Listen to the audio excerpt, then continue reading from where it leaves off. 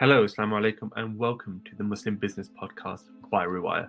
This will be a series of podcasts where you get to connect with entrepreneurs and brands that sell on the Riwaya marketplace. We'll kick off the series speaking to Ossama from Maliks Honey. Tell us all about his journey of starting a honey business with balancing a young family, ensuring his marketing aligns with his faith, and his successes and learning so far. You'll be able to find all of Maliks Honey's range at www.riwaya.co.uk/Maliks Honey. Let's get into it. And we're live. Okay, welcome. Thank you very much, Maliks Honey. Ossama from Maliks Honey has joined us here today on the podcast. Thank you for having me. No worries. The pleasure truly is all ours. We'll get straight into it. And maybe you can go ahead and introduce yourself and give a little bit of a background of Maliks Honey, the brand. Yeah, so my name's Ossama. We started Maliks Honey. It's coming up to our 11th month. So nearly a year. It's gone really well for the first year, alhamdulillah. A lot of things went well. A lot of things went a bit sideways at times. Feel like crashing and burning. So we started July 17th, 2022. We've got a young family. I've got a little one over there who I'm hoping stays quiet for the duration. So we'll see, inshallah. So yeah, we got into honey around that time. One of the main reasons we actually got into it was I was 27 at the time. We went back home to Algeria and we tried honey directly from the hive. And it was probably the first time in my entire life I actually had pure honey from the hive. And I realized straight away it's completely different. It's a different ball game to supermarket honey. And yeah, so I thought this is great to bring to the UK. So something I've been trying to do since then. Amazing. So I think you mentioned, the successes and failures, and we'll no doubt get into that in the podcast. But let's talk a little bit more about your trip to Algeria. Then, what kind of, you've tasted some honey from Algeria, and then what kind of clicked in your head? Like, I need to bring this to the UK. I need to start a brand. Tell us a little bit more about that. So it was pretty instant. It was like, well, there's nothing like this in the UK. And I've always been a bit business minded and thinking, how can I improve this or change this? I'll see. Maybe I'm a bit critical of some things, but it's always been a part of me. So I thought, great, this is something that I'm definitely going to try and bring to the UK. Turns out honey from Algeria is illegal in the UK, so I wasn't allowed to bring it. Okay. So I thought we'd stick to the region, we'd stay around the Mediterranean. So we've got Spanish honey, which is phenomenal. I absolutely adore it. It's so similar. The trees and the flora and everything, the climate is pretty much the same as the Algerian one. So it's a pretty easy decision to then go for it. It's easier to also import from Spain and other countries in Europe as well. So we're looking to expand as well, but we'll get into that soon, hopefully. Hopefully, no doubt. So you mentioned, you've always been like business minded. You've always kind of had that kind of mindset. So like in terms of your own background, did you have a business background? Is Maliks Honey your first venture in business? Maybe you can share a little bit more about how that has come about. So yeah, I've had a couple actually. First one was during university. I left uni and I started network marketing. You know what? I learned so much in those year and a half or 2 years that I was in network marketing. I really learned a lot, and I understood. For me, it was hard to then go back to working a 9 to 5 after that. Although sometimes you have to, and that has to happen. And yeah, since then, me and my brothers, we done a joint business. We were selling olive oil. But as you know, one of the cardinal rules is don't do business with family. And I thought, let me go for it anyway. But the rules turned out to be right. But me and my brother, we get along really well. So he's great. And then, we moved on to honey and he's still in the olive oil business. Okay. Nice. I think that's actually it taps into a pretty important element, right? So I think there's a lot of first-time business founders. There's a lot of first-time people who kind of a little bit apprehensive when they join. And maybe they are on a 9 to 5, maybe they're at university. What's kind of your advice to anyone who's just maybe questioning, they're on the boundary about thinking about starting their own business? For me, there's no question. It's if you're thinking about it, you're basically 90% there. I think at that point, just find the idea, find something that suits you, that can fit around your schedule, and something you'll enjoy doing as well, because you don't want you don't want to not go into a job and go into something you don't enjoy just as much. So definitely find something you're passionate about, something that can benefit people, benefit the Ummah as well. Find something real. I think these days a lot of products and stuff, they're lacking actual rawness and purity. So I think for me personally, anyway, agriculture is the way to go. So find whatever it is that you find that interesting. It could be tech, it could be anything, and run with it. See where it could take you. And then after a while, you'll start developing business plans, getting these new ideas, and it'll just kind of open up in front of your eyes. SubhanAllah. So. yeah, definitely start. For sure. I think that's definitely like some of the advice that I would also give as well. That you learn a lot more just by go ahead and just starting and doing it, and then you'll work out what you don't know and what you need to know, etc. But I think just taking that first step is going to be so crucial. I'm just gonna bring it back to Maliks Honey and back to that original kind of trip. You said that it's way easier to import honey from Spain to the UK. How does that whole process go? How do you actually source like pure honey and from the source, get everything sorted, get it to the UK? What's that journey like? So it's a fun journey. The first time's very difficult. The first time will be the hardest because you need certain numbers like EORI numbers, and you need to sort out everything with the government and make sure everything's fine on that front end. For us who don't know what these are, any listeners who don't know what those are, maybe what are these numbers? So EORI number is just a number basically you need to fill out to be able to import into the UK or export from the UK. So it's just a government guideline you need to have. So once you sort that out, then the next thing to do is to sourcing actual raw honey. Especially in places like Spain and the Mediterranean, there are a lot of good beekeepers. There's a lot of brilliant honey as well. So find out what you're after. You can go online and source them. That's how I did mine. Or you can, if you want, take a trip out to Spain, meet the beekeepers, meet them firsthand, get to know them, get to know what kind of honeys they are, try everything. And then once you're happy, find out what the minimum order quantity is. Some of them would say it's a ton. Some of them would say we don't have one. Some of them. So it just varies on the beekeeper. Negotiate a price. Make sure you negotiate as much as you can. Get it as low as you can. And as either directly from the beekeeper, and most of them will have lab certification as well. So if that's something you're interested in, which I highly recommend if you are doing something to do with agriculture, get some lab certification, especially in a field like honey where there's so much adulteration that goes on. And that should help your business in the UK as well. And then just maintain that relationship, build it. Hopefully you'll be able to grow your business, put a few more orders in, a bit higher volume, bit cheaper price, and work like that. For sure. So I think you touched on a few good points there. We'll just take on that.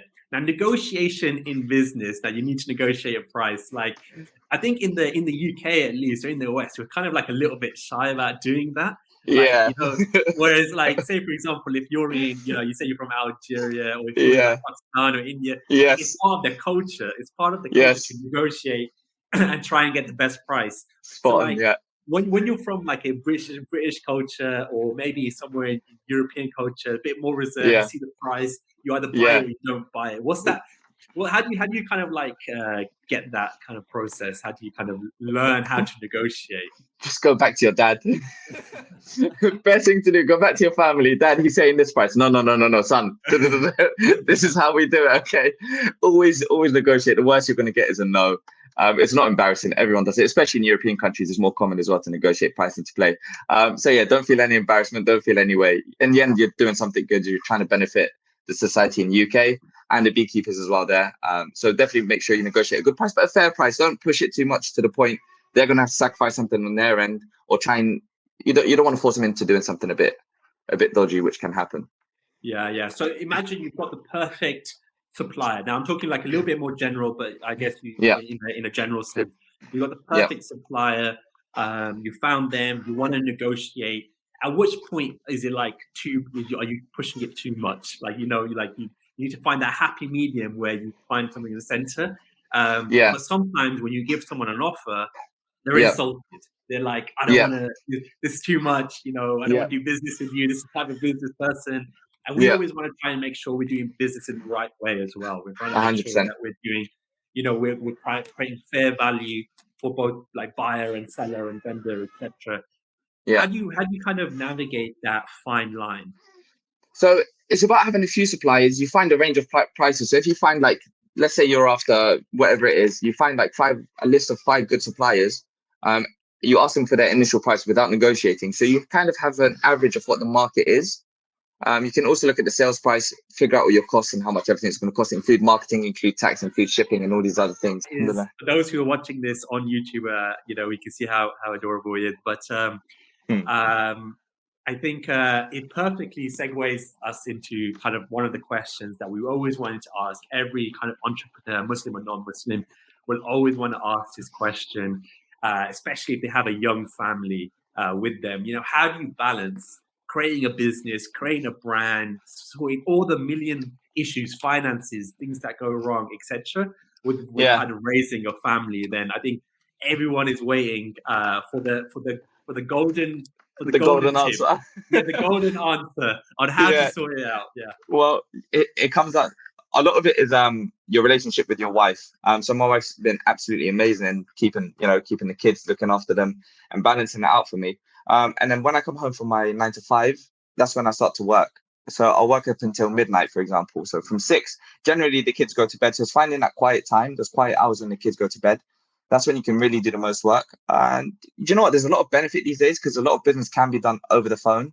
So you still can be a young dad and you don't have to run around across London trying to sort stuff out. You can do it all mobile, which I think is one of the greatest benefits. So I definitely think talk to your partner and definitely try and work something out. Try and figure a schedule out if you're quite regulated. Me, I kind of just go on a whim. And if I have something that really needs to be done urgently, it does take priority. Not over the kids, but for me, it's what I need to do. And my wife really, really, she's incredible with the kids. So yeah, find a good wife. Amazing. It's the key to success, right? So 100%. 100%. All right.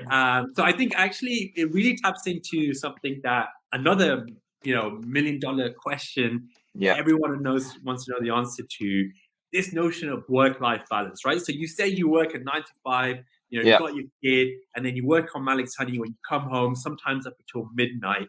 Yeah. Is work-life balance a thing? Is it just fully on the brand when you start? Tell us about that. Yeah, it's a myth. I think I think it comes down the line, but the work comes first, then the life comes, and then there's a balance after. I literally think it says it in the term work-life balance. So that's how I look at it. Work comes first, then you get more time because you have more money. You don't have to work the 9 to 5 as much. Have more time with the kids, and then if you want to grow or something, it goes back to a bit of a balance of both. Okay. And how's it going so far? So you're 11 months in with Maliks Honey. How has that work-life balance thing so far? Is it working? Are you comfortable? Are you running the risk of burnout? As loads of many new entrepreneurs, they tend to overdo it at the beginning, and they're like a Coke can, right? They're like fizzy, and pop. It goes, and then what you're left out with is flat, and that's kind of how some businesses do it. So how's it going so far? And any tips for any other entrepreneurs out there kind of struggling with the same thing? Yes, I think honestly, if you can schedule your life as much as you can. I know with kids you can't really schedule a lot of things, but in terms of when they go to bed, for example, I think that's the best time to get ahead. You have a good 4, 5, 6 hours. Just make sure you're focused during that time. And every single spare minute you have without the kids, try and do something focused, something, even if it's an Instagram post or going out to take pictures or put some content up, getting on a new platform like Riwaya. There's so many different things, different ways to make money out there. Look at YouTube videos, whatever you can learn in those little breaks you have during the day, just make the most of it. And you have to just really be focused on that. That would be my tip. 100%. I think one of the best productivity hacks that I ever learned was segmenting my time where I could, and just blocking everything and making sure that it's fine, because then I know everything is done at this moment, or I don't need to worry about maybe I should put content out, maybe I should put finances for my business out, maybe I should put suppliers out. If I plan as much as possible, it's auto done in the background and just follow that. Exactly. It just pilots. Yeah, I think that's definitely a big number one tip for anyone out there who's looking to see how to schedule their time a little bit more. Definitely. I wanted to take it a little bit more about starting with the business, and we're on the journey of Maliks Honey. You've gone to Algeria. You've imported from your honey from Spain. You've got your suppliers. How do you differentiate your honey? How can you get that message across? Maliks Honey is the best honey. There's honey suppliers out there. You've got supermarket stuff out there. You've got things on, down the road, for example. There's honey from all across the world. What makes it that Maliks Honey is the number one honey? So in terms of number one honey, if you get raw honey from everywhere, it doesn't matter where you get it from, it's going to be great. It's going to be amazing. They each taste different. They each have their different textures. What I like about I don't really want to compare supermarket honeys because to me they're really diluted. I don't think there's any competition between supermarket honey and a raw form of honey. But what differentiates us with Malik's Honey is we are really stringent. When we are finding supply, we make sure everything is as raw and as natural as it can be and as close to the source. So we ask questions that most people won't ask. We try and get the cheapest prices as well. That way we're able to sell as cheap as possible. We're working on a deal at the minute to try and get bigger jars, so 450-gram jars for possibly the same price as we're selling at the moment, which is 340-gram jars. So we're always going to try and get you the best price, the best value for money, and you can always, we want to really be a trustworthy brand. You know, if you're going to Malik's Honey, you're going to get the best honey and honey you can trust. I'm not saying other honey companies can't, they can. And if you want to go to them, that's completely fine. But I think just in general, the whole message of bringing something pure and something raw and something important to your dietary needs and to your health, I think it's wonderful. Amazing. But I think you really tap into something that I kind of, when I was researching into Malik's Honey, this notion of dilution. Like, tell us about that. Like, I mean, I don't come from a honey background. A lot of people, you know, even though they consume honey, they don't know much about it. So what is this thing about dilution? Should we stay away from the supermarket honeys? You know, what's the deal over there? Yeah, so what the supermarkets have done, essentially, and I kind of understand why, because there's a shortage of bees at the minute. So if supermarkets were to start stocking raw honey, I don't think there's enough in the world for if every single big supermarket was to stock raw honey. So what they do is they have a little bit of honey and they'll dilute it with either sugar syrups or rice syrups. And there's recently a test done in The Guardian. They took 10 UK honeys, supermarket honeys, and they all failed the test of purity. So you do have to go to the little delis or the little places where they specialize in honey to get real honey. There's different tests you could do from home as well. There's different metrics. I've got some on my Instagram. I'll share some more. I'm happy to share some more in different ways of telling that your honey is pure from home testing. And yeah, I just think it's so important. I think the prices of honey in supermarket just doesn't reflect the actual value of honey. So £3.85 for 340 grams makes no sense at all for an actual value of honey. Shipping costs, jarring costs, labeling costs, even the shrink wrap like on top of the lid, all these costs add up phenomenally. So yeah, I think definitely focus on getting the real honey and getting something good for your health. Otherwise, I don't think there's any point getting a syrup substitute. If you want syrup, go for it. But if you actually want proper honey, that's what you need to do. Okay, amazing. So I think that's a super important tip there. You know, in terms of the type of value that you're getting and the type of food that you're getting into these supermarkets, and why it's so important to go to that source and find a brand really that you can trust as doing that kind of hard work for you, and then you can kind of you know, benefit at the end. Cool. I think I wanted to know a little bit more about, you know, I think you mentioned earlier about, you know, you had a background. Your first business was in like marketing, for example. And I wanted to know a little bit more about, especially Muslim businesses. You know, we live in a society, especially if you're UK based, which is kind of, you have a market, right? You've got a Muslim kind of market, and then you have like the rest of the market, right? And we know that Muslims only make up less than 5% of the UK population. So from a business perspective, if you're branding in the UK, you're missing out on a lot of potential customers. 95% potentially of your customers. I want to know, how does that affect your branding? I want to know, how does that affect, like, for example, Malik's Honey, for example. Malik's obviously very Muslim name. So like, how does that affect your branding? Was that something that you considered at all? Me and my wife had a bit of back and forth about it. So she wanted to go with the name Malik, and I was of the kind of a different opinion. Was, let me go for something a bit more mainstream. But then I thought, you know what? At the end of the day, this is who we are. Malik's my firstborn son. I thought, let's go for it. Let's name it after him. We'll tell the story if people want to hear it. And in the end of the day, you know, I think UK is probably one of the best places in the West for Muslims to reside. If you look at the state of different, and I don't want to get too political, but if you look at the state of France and other countries, they're not as open to different religions and different things. So I think the tolerance in the UK is very high compared to the rest of Europe. So I don't see it as being a big issue. I still have to obviously be able to relate to both markets. And obviously I am Muslim, and that needs to come across that we are a Muslim brand. And I think it does. My wife wears a hijab. Obviously the name of the company is Maliks Honey. My name's Ossama. I can't run away from that one. And yeah, so I think it's definitely find a way to definitely balance both markets. And use if you've got a past in marketing or whatever you have a past in, use your contacts as well to get as far as you can and push into stores. And you'll find so many different avenues that open up, whether you're Muslim or not Muslim. It doesn't make a big impact on the rest of the market. They'll love you anyway. As long as you have a good product and you're a good person, you'll be completely fine. Amazing.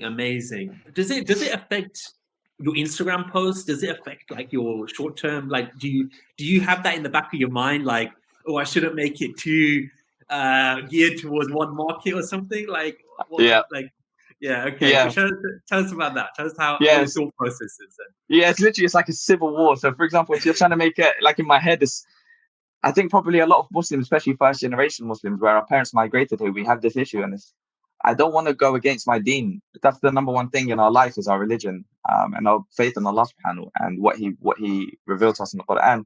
So you don't want to go against that.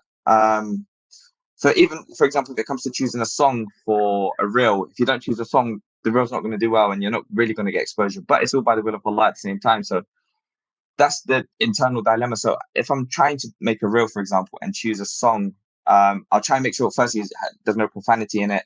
Secondly, if I can get just an instrumental, that would be great. Or if I can get talking reels, or someone talking over it saying something, that would be the ideal one. If I can gear my reels to someone who's talking and things like that and stay away from the music, yeah, that's definitely ideal. But yeah, definitely it's a constant battle. No, for sure. Because from a business perspective, you're always thinking like, that's a massive market. I don't want to alienate an element of market, right. But then you want to be true to your brand. You want to be true to who you are. So I think it's definitely it's a problem that we always struggle with, and it's definitely something that I think a lot of people will seek benefit in, just trying to find that balance. That's super interesting, because I know you use a lot of, or you have used in the past, like influencers to promote your product. And kind of tapped into like, okay, how do you get like short-term reels, short-term content with, I'm able to kind of maximize it without worrying about it being, damaging with your faith or conflicting with your faith. Yeah. How do you go about kind of reaching out to an influencer? How do you go about reaching like someone who will partner with your brand and like showcase it in the best way? Yeah, so it depends. So find someone who goes in line with the line of your brand. There's no point selling carpets and going with someone who's in aviation. So find someone who partners with your brand, who understands where your brand is going, and they're the best people. It doesn't matter what their background is, really. Have a look at their obviously Instagram page. Make sure they're not doing anything that opposes what you believe in, and feel free to go with them. Give it a try. See how it goes. See the results. If you're happy with the results, then you found your influencer and you found your affiliate marketer, someone you can trust, you can go back to, and you end up building such a great relationship. I work at the moment with a woman called Lish. She's up north in Birmingham, and she's wonderful. She's one of the best people to work with. It's so easygoing. She loves the honey, and it just makes sense to work with people who you really get on with. And she's got a good following as well. So yeah, definitely look at influencers and make sure they don't go out of line with your brand and what you're trying to send across. Amazing. So when you reach out to them, is it just like a DM on Instagram? Is it, through their contact details? Is there any kind of best way in your experience that kind of gets more traction? Yeah, I've just mostly done Instagram, to be honest, to get through to influencers. I think Instagram's the best way because that's where they are. So yeah, definitely Instagram, drop them a DM. These days, DMs do fly into requests quite often. So sometimes you might have to find an email address or another way to contact them. Normally they'll have it in their bio if they do need, if you need to contact them via email, they'll have all their contact details, management details and things like that. So definitely find a way to contact them. It'll all be there. It'll all be on their Instagram. You'll find everything there. Amazing. Okay, so I think we're now on the journey from Maliks Honey. We've gone at the point where we're marketing it, etc. But I want to know a little bit more about when you're getting started, some of the big kind of issues you faced, some of the big issues that the failures that you're thinking, what, it's not for me, and you kind of or maybe there was a few instances where they almost like kind of killed the brand, which happens to almost every business when this got started. You want to showcase and share a little bit more about those? We've got a couple of stories. So we had one of our first shipments. It came in the post and it was completely smashed, and we had orders already. And I was like, oh my god, what are we going to do? It was like 500 quid worth of honey. It was like one of our first orders, and there was nothing we could do at the time. So these are things, in hindsight, it's so much easier to look back and say it's a funny story, but at the time, it's the furthest thing from funny, and you run around hectic, headless chicken and try and think, okay, how can I solve it? But the great thing is, once you get to those things, nothing becomes too big. No obstacle becomes too big because you've seen it all before, or you've been in that situation. Whether it's a different situation specifically, you've been in that environment where you have to think on your feet and think of a new way of doing things and think of clever ways of doing things. So, for example, a recent one, more recently in our business, we ran out of some honey, and we had an order come in like out of nowhere. It was a fairly big order for a store. So we had to go back to one of our stockists and buy some honey off them and bring it across and sell it. So yeah, there's all these different ways of figuring things out. Definitely, if you're in the business of import, find out who's responsible if something happens to the shipment along the way, because things can happen. They do happen all the time, especially with honey. So find out who takes responsibility and then make your decision based off that. Okay, amazing advice. I think what would be like, okay, if you were to summarize like in your 11th-month journey, kind of your biggest learnings that kind of through your journey of starting the business, what would they be? Biggest learnings, one is how to do it with the family and how to still spend time with your wife as well. I think it's really important because as your family, it's already hard enough to spend time with your partner. So that's one of the biggest things from a strictly business perspective. It's learning to deal with large volumes and how to increase and how to scale. These are all big challenges, and they come with big financial costs, but also big financial reward. So learning how to deal with all these different things that come across. Now I'm pretty confident that I can deal with most things. If something happens, we can find a way around it. And I have that attitude with most things now, and it translates into other parts of your life. It's one of the best things. So yeah. So you say that business kind of just going through that journey kind of builds up that kind of resilience within you, and then you can start applying it in every other aspect. Yeah, exactly. And there's always a way. There's always a different way, a way to get out of it. For example, when our shipment, we had a shipment coming in from Spain, and when it what was the word? Sorry, David. Okay, so we had a shipment coming in from Spain, and when it all went to, what did I say? It broke. Yeah, so we had a shipment coming in from Spain, and when it all broke on the way, we had to find a supplier in the UK ASAP, make sure they pass all the lab certifications. Even if it's a competing honey brand, it didn't matter to us as long as we get some good honey out to the customer. And that's what ended up happening. And we still work with that supplier today. Amazing. So, I mean, I guess that's like a massive kind of support of sometimes your failures end up turning into successes if you're 100%. Able to kind of push into it. Amazing. Yeah, definitely. Let's talk about successes then. So I know kind of like, you know, sometimes in Muslim businesses, Islamic business, we don't like to show off. We don't like to say, oh, you know, we're doing this and we're doing that. But I think it's also really important in the journey to celebrate kind of those milestones as well. Do you want to showcase kind of some of those milestones with Maliks Honey, and we're thinking, okay, this allows me to continue and give me that confidence? Yeah, so one of the first milestones was getting into our first store. It was Hipper Health Foods in Luton. So I remember going in there and I thought, I don't even know what I'm going to say. I didn't really have my prices sorted. And they were really friendly. They liked the honey. So then we went forward with it, and they were like, oh, how much is for this one? And I just came up with a price on the spot. In like 20, I said, I just thought about it for 20 seconds. I thought, and you just quick maths on the spot, and I said that. So that's their rate. They get that.